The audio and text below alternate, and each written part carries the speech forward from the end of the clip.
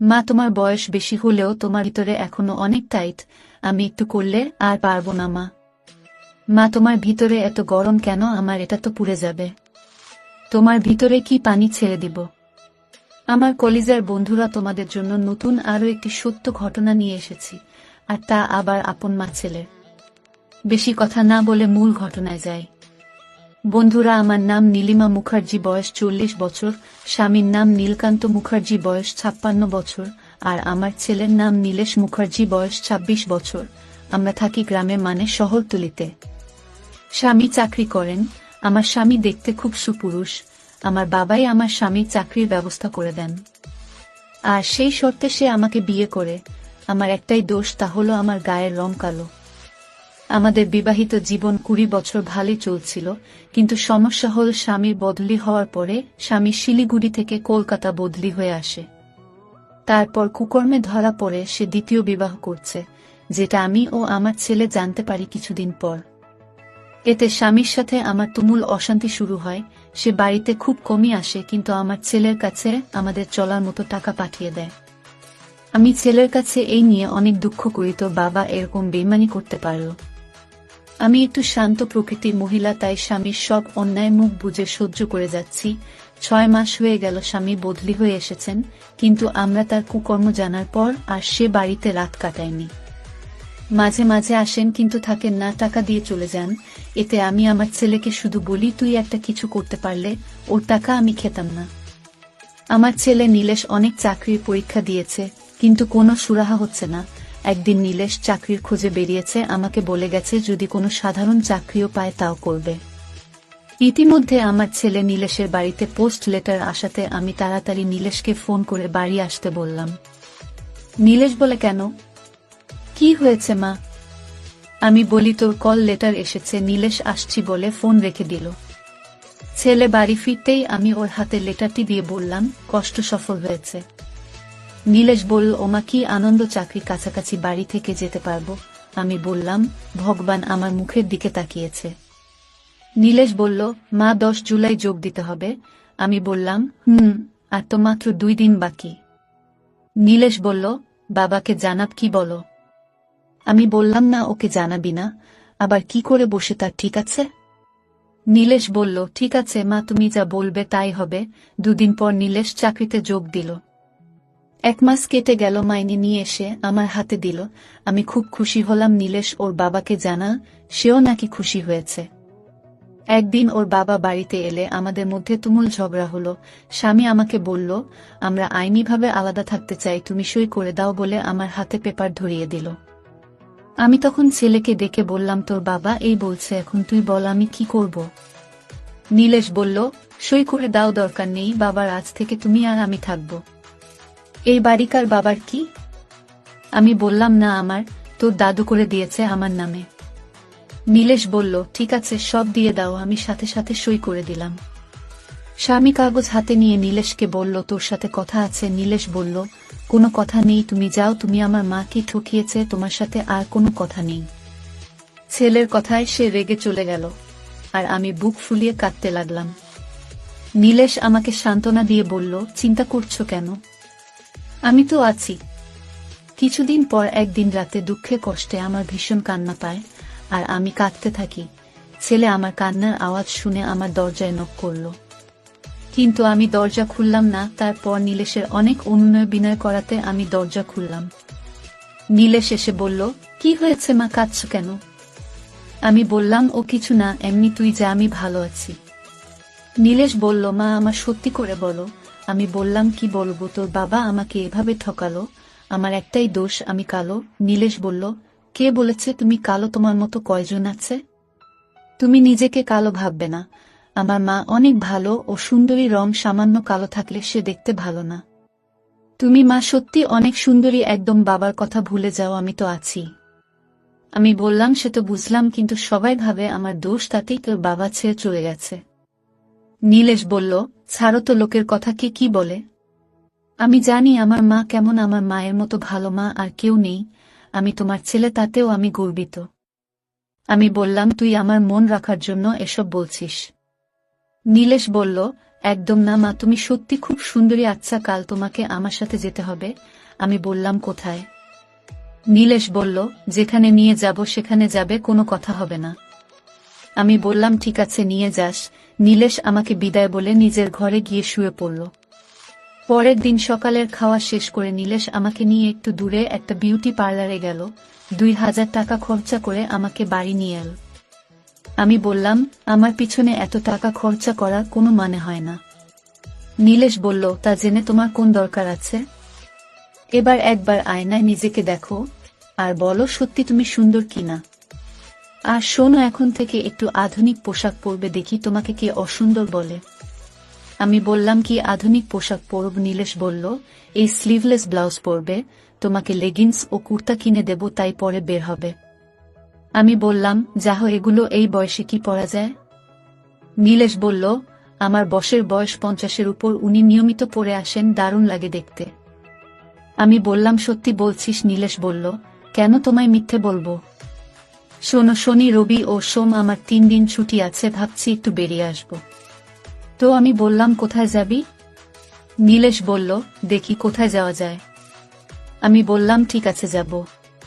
নীলেশ বলল, মা, তোমার জন্য অফিস থেকে আসার সময় লেগিংস ও কুর্তি নিয়ে আসবো আজকে, কিন্তু।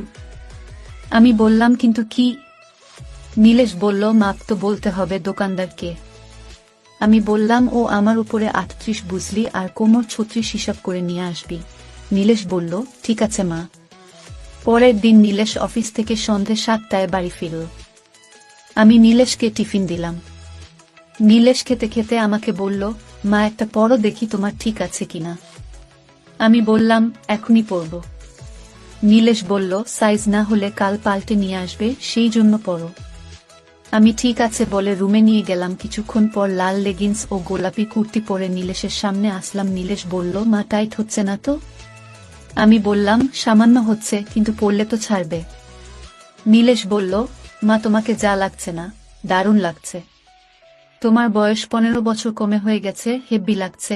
আমি লজ্জা পেয়ে বললাম, যা দুষ্টু। আবার বললাম, সত্যি আমাকে দেখতে ভালো লাগছে। নীলেশ বলল, দেখি পেছনটা। আমি ঘুরাও তো। আমি ঘুরে দাঁড়ালে বলল, মা, দাঁড়াও, তোমার একটা ছবি তুলি বলে মোবাইল নিয়ে আমার কয়েকটা ছবি তুলল। এরপর আমাকে দেখাল আমার সামনের সাইড ও পিছন থেকে তোলা ছবি এবং বলল, এবার সত্যি করে বলো আমার মা সুন্দরী কিনা। আমি বললাম, তোর ভালো লাগছে তো? নীলেশ বলল, সেটা মাকে কি করে বোঝাই? কত ভালো লাগছে। আবার বলল, এটা পাল্টে ওটা পরে আসো। আমি ঠিক আছে বলে চলে গেলাম। আবার কিছুক্ষণ পরে সেগুলো পরে নীলেশের সামনে আসলাম। নীলেশ বলল, বাহ, এটাই তো আরো দারুণ লাগছে মা তোমাকে। তুমি এত সুন্দরী, আমি কিন্তু আগে বুঝতে পারিনি। বাবা তোমাকে দেখলে আবার ফিরে আসবে। আমি রেগে গিয়ে বললাম, ওর কথা আর মুখে আনবি না, তবে আমি কিন্তু আর এসব পরব না। নীলেশ তখন কান ধরে বলল, ভুল হয়ে গেছে মা, তবে। আমি বললাম, তবে কি? নীলেশ বলল, তুমি এসব পরে বের হলে কিন্তু তোমার ছেলের বয়সীরা তোমার পিছু নেবে, বলে দিলাম, সাবধান থেকো। আমি বললাম, আবার ইয়ার কি হচ্ছে? নীলেশ বলল, না মা, সত্যি বলছি, তোমাকে দেখে আমার প্রেম করতে ইচ্ছা করছে। আমি নীলেশের কান ধরে বললাম, আবার ইয়ার কি হচ্ছে? নীলেশ বলল, সত্যি মা, তোমাকে দেবীর মতো লাগছে, তোমার রূপের পূজা করতে ইচ্ছা করছে। আমি লজ্জা পেয়ে বললাম, যা কি আজেবাজে বকছিস? নীলেশ বলল, না মা, সত্যি বলছি। আমি বললাম, না, এগুলো খুলে রেখে আসি। নীলেশ বলল, না মা, খুলে রাখার দরকার নেই, পরে থাকো না, আমি একটু দেখি তোমাকে। আমি বললাম, অপরিষ্কার হয়ে যাবে না? তুই তো বললি ঘুরতে যাবি, তখন পরব। নীলেশ বলল, তাতে কি, তোমার ছেলে এখন চাকরি করে, লাগে আর একটা কিনে দেব। ও আচ্ছা, তোমার কি ভেতরে আর কিছু লাগবে? তুমি তো বলনি। আমি কিনতেও সাহস পাইনি। আমি বললাম, ভেতরের কি? নীলেশ বলল, আরে নিচে পড়তে হয় না। আমি বললাম, দুষ্টু দেখছি, সব খবর রাখিস, লাগবে তো? নীলেশ বলল, ঠিক আছে, আমি নিয়ে আসব। আমি বললাম, তুই কিনতে পারবি? দোকানে গিয়ে কি বলবি? নীলেশ বলল, সাইজ তো জানি, বলেই নিয়ে আসব। আমি বললাম, তোর লজ্জা করবে না? নীলেশ বলল, কেন কসের লজ্জা? আমি বললাম, দোকানদার যদি জিজ্ঞেস করে কার জন্য নেবেন? নীলেশ বলল, কেন বলবো মায়ের জন্য? আমি বললাম, হাদারাম মায়ের নাম না, অন্য কারো নাম বলবি, অন্য কারোর জন্য। নীলেশ ও ঠিক আছে বলে উঠে পড়ল। পরের দিন নীলেশ অফিস থেকে ফিরে সেগুলো কিনে এনে বাড়ি এসে আমার হাতে দিল আর বলল, পরে দেখো তো। আমি ঠিক আছে বলে সেগুলো নিয়ে একটু পরে শাড়ি পরা অবস্থায় ওর সামনে এসে বললাম, কি সাইজ এনেছিস? নীলেশ বলল, কেন 31? আমি বললাম, টাইট হয়ে যাচ্ছে, আমি হুক লাগাতে পারছি না। নীলেশ বলল, তবে কি করবে, কাল পাল্টে নিয়ে আসবো। আমি বললাম, তুই একটু হুকটা লাগিয়ে দে বলে পিঠ খুলে দিলাম আর নীলেশ ধরে আমার হুক লাগিয়ে দিল। কিন্তু ভীষণ টাইট অনুভব করলাম, তাই নীলেশের দিকে তাকিয়ে বললাম, পাল্টাতে হবে, এর চেয়ে বড় আনবি। নীলেশ পরের দিন আবার পাল্টে নিয়ে এসে আমাকে আবার পড়তে বলল। আমিও পরে এসে বললাম, লাগিয়ে দে হুকটা। নীলেশ লাগিয়ে দিল আর বলল, মা এবার ঠিক আছে? আমি বললাম, হ্যাঁ ঠিক আছে, সুন্দর ফিট হয়েছে। নীলেশ বলল, ছেলেকে দেখাবে কি? আমি আঁচল নামিয়ে বললাম, দেখ বলে আবার ডেকে দিলাম। নীলেশ শুধু এক ঝলক দেখতে পেল। এবার নীলেশ বলল, মা নিচের ওটা ঠিক আছে? আমি বললাম, হ্যাঁ। তবে এই যে মায়ের জন্য করছিস, এসব বউ আসলে করবি তো? নীলেশ বলল, মা আমি বিয়ে করব না। আমি বললাম, পাগল ছেলে, তাই হয় নাকি? নীলেশ বলল, কেন হবে না, আমি না করলে কে কি করবে আমার? তারপর আমি ঘরে গিয়ে নাইটি পরে এলাম এবং বললাম, কোথায় যাবি বললি না তো? নীলেশ বলল, চলো কাল সারাদিনের জন্য কলকাতা ঘুরব। তুমি নিকো পার্ক, বিক্রিয়া, জাদুঘর গেছো? আমি বললাম, না, কোথায় আর গেলাম, আর কবে গেলাম? নীলেশ বলল, সারাদিনের জন্য যাব আর রাতের খাবার খেয়ে আস। আমি বললাম, ঠিক আছে, শনিবার যাব, কাল বাদ পরশু কেমন? নীলেশ বলল, ঠিক আছে, তাই হবে। শনিবার আমরা দুজনে, মা আর ছেলে, রেডি হতে লাগলাম। নীলেশ জিন্স আর টি শার্ট পরল। আমি ওকে বললাম, আমি কোনটা পরব? নীলেশ বলল, লাল লেগিংস আর হলদে কুর্তি পরো। আমিও তাই করলাম। আমরা মা ছেলে বেরিয়ে 9:30টায় জাদুঘরে পৌঁছলাম। টিকিট কেটে ভেতরে ঢুকলাম, ঘণ্টাখানিক ভেতরে ঘুরে দেখলাম। তারপর বেরিয়ে রেস্টুরেন্টে ঢুকে খাওয়া দাওয়া করে ট্যাক্সি নিয়ে পার্কের দিকে গেলাম। সেখানে সব জোড়া জোড়া বসে আছে। নীলেশ আমাকে বলল, মা এখানে একটু বসবে? আমি বললাম, হ্যাঁ চল একটু বসি। আমরা পুকুরের পাড়ে চলে গেলাম। সেখানে একটা ফাঁকা বেঞ্চ পেলাম, সেখানে গিয়ে বসলাম। সব বেঞ্চে যা হচ্ছে তা বলে বোঝাতে পারবো না, সবকিছু ওপেন ভাবে ধরাধরি হচ্ছে। আমি একটু লজ্জা পেলাম আর এদিক ওদিক দেখছি, আবার নীলেশের দিকে তাকাচ্ছি। নীলেশ তখন বলল, মা এখান থেকে যাবে নাকি? আমি বললাম, কোথায় যাব? নীলেশ বলল, ঠিক আছে তাহলে বস। আমি বললাম, নিরিবিলি জায়গা। কিন্তু? নীলেশ বলল, কিন্তু কি? আমি বললাম, না, এই যা হচ্ছে তাই বলছি। নীলেশ বলল, কি হচ্ছে? আমি বললাম, দেখতে পাচ্ছিস না কি হচ্ছে? নীলেশ বলল, ওদের কাজ ওরা করেছে, আমাদের কি? আমি বললাম, সে ঠিক আছে, দেখো ওই দিকে কোনায় এক বয়স্ক মহিলা আর একটা ছোট ছেলে কি করছে, এটা ঠিক না। নীলেশ বলল, বাদ দাও তো, ওদের মধ্যে কি সম্পর্ক? আমরা জানি নাকি? আমি বললাম, বয়সের একটা সামঞ্জস্য আছে তো। নীলেশ বলল, ভালোবাসা করতে বয়স লাগে না, মনের মিল হলেই হলো। আমি বললাম, তা ঠিক বলেছিস। নীলেশ বলল, চল একটু হাঁটি, ওই ঝোপের পাশ দিয়ে কি সুন্দর ছোট গাছ। আমি বললাম, যাবি? চল তাহলে। আমরা পাশের ঝোপের দিকে যেতেই যা দেখলাম তাতে মাথা ঘুরে গেল। এখানে এসব হয়? ছেলের সামনে আমার লজ্জা লাগল। দেখি ওই রকম বয়স্ক মহিলা একটা ছেলের সাথে ওপেনে খেলছে। আমরা ওদের পেরিয়ে যাওয়ার পর নীলেশ বলল, কি হচ্ছে সব মা? আমরা কি বেরিয়ে যাব? আমি বললাম, যাব, তবে এখন আর কোথায় যাব? নীলেশ বলল, অন্য পার্কে। আমি বললাম, ওখানেও এরকম হবে না, তার কি কোনো মানে আছে? নীলেশ বলল, সেটা অবশ্য ঠিক বলেছ, তবে কি আর করি, চল একটু ঘুরি বলে নীলেশ আমার হাত ধরে হাঁটতে লাগল। প্রায় প্রতিটা ঝোপের মাঝে ওপেন চলছে। আমি দেখছি, নীলেশ ও দেখছে। আমার হাত ঘামছে, তা দেখে নীলেশ বলল, মা কি হলো, এত ঘামছে কেন? আমি বললাম, যা গরম না ঘেমে উপায় আছে। নীলেশ বলল, তোমার প্রায় সব জায়গায় ভিজে গেছে, তোমার কি শরীর খারাপ লাগছে? আমি বললাম, না, এমনি গরম তাই। নীলেশ বলল, তাহলে এক জায়গায় বসি। আমি বললাম, না, বসতে হবে না, বাড়ি চল, ট্যাক্সি ধর। নীলেশ বলল, ঠিক আছে, তো দুপুরের খাবার?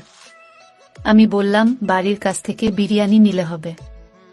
নীলেশ ঠিক আছে বলে সোজা বেরিয়ে ট্যাক্সি ধরে বাড়ির উদ্দেশ্যে রওনা দিলাম। আমি চুপটি করে বসে রইলাম, কোনো কথা বললাম না। 1 ঘন্টা 20 মিনিট লাগল আমাদের বাড়ি আসতেই আমি চেঞ্জ করে নিলাম। নীলেশ আমাকে বলল, মা তুমি কি আমার উপর রাগ করেছো, কোনো কথা বলছো না যে? আমি